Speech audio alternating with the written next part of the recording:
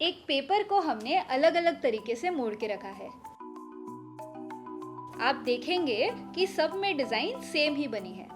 तो अगर design same है तो सबको काटने के बाद हमें सेम ही चीज़ मिलनी चाहिए। चलिए करके देखते हैं। इस पहली वाली डिज़ाइन को खोले तो हमें 2 हाथ पकड़े हुए डॉल्स मिलती है।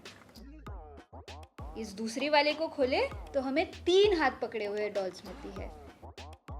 तीसरी वाले में 4, फिर 5 और फिर 6। ऐसे कई सारे डॉल्स मिलते हैं। तो भले ही सब में डिज़ाइन सेम है, लेकिन कितने डॉल्स मिलेंगे ये पेपर को कैसे फोल्ड किया है उस पे निर्भर रहता है। तो चलिए सबसे पहले इन फोल्ड्स को समझ लेते हैं। अगर इस पेपर में हम ये आधी डॉल बनाएं और काटे तो आधी डॉल ही मिलती है। डॉल का आधा पार्ट मिसिंग है। अगर इस डॉल को हम पूरा करना चाहें तो हम क्या करेंगे?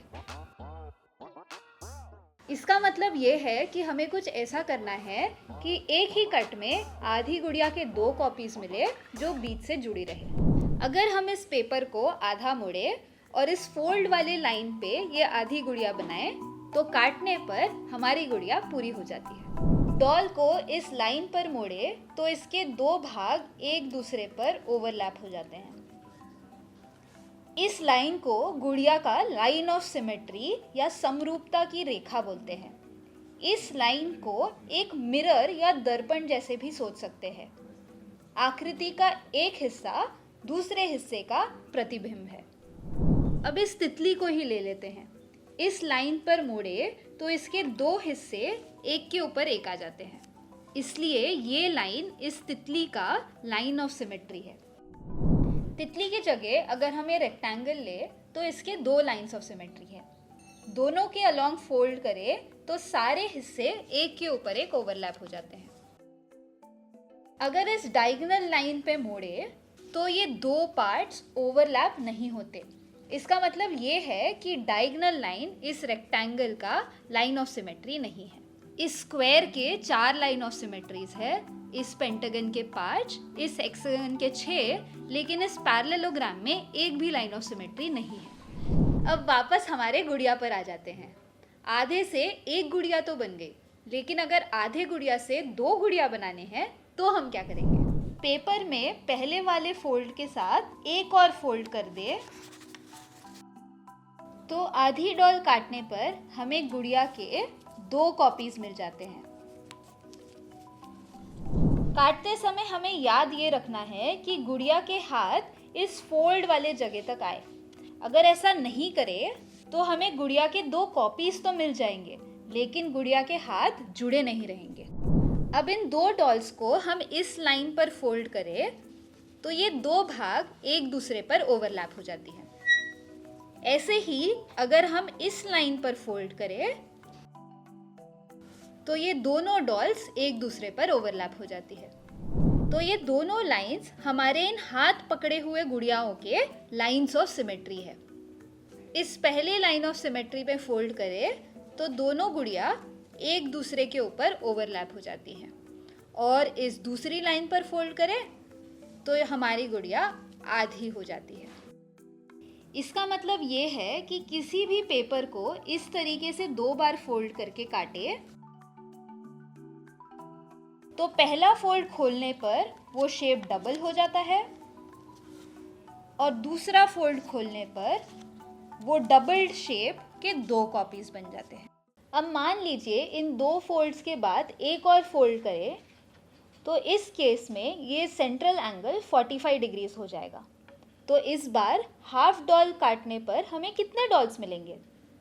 क्योंकि हर एक फोल्ड सेंट्रल एंगल को आधे में बांट रहा है, पहला फोल्ड खोलने पर आधा डॉल पूरा हो जाएगा। दूसरा फोल्ड खोलने पर ये पूरे डॉल का डबल यानी हमें 2 डॉल्स मिल जाएंगी, और फिर आखिरी में ये तीसरा फोल्ड खोलने पर हमारे ये 2 डॉल्स का डुप्लीकेट मतलब हमें 4 डॉल्स मिल जाएंगे। हाफ फोल्ड करते करते अगर हम ये 45 डिग्री वाले एंगल को भी आधा मोड़ दें तो हमें कितने डॉल्स मिलेंगे?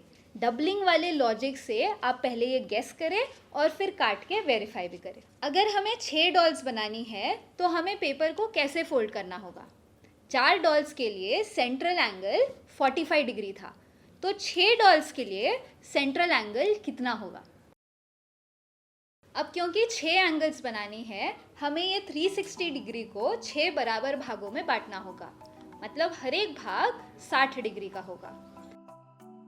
लेकिन हमें तो सिर्फ आधा डॉल बनाना है, तो इस आधी डॉल को पूरी करने के लिए हमें ये सेंट्रल एंगल को आधा मतलब 30 करना पड़ेगा। तो 6 डॉल्स बनाने के लिए हमारा सेंट्रल एंगल 30 डिग्री होगा। तो चलिए अब इसको मोड़ के देखते हैं।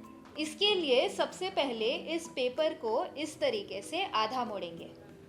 अब इस 180 डिग्री एंगल को हमें 3 बराबर भागों में बांटने हैं। उसके लिए आप एक कोण मापक का इस्तेमाल कर सकते हैं।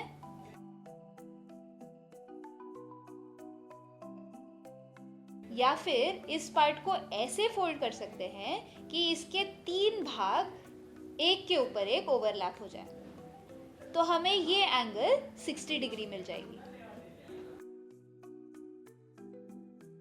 एक और हाफ फोल्ड करने पर ये 60 डिग्री एंगल 30 डिग्री हो जाएगा।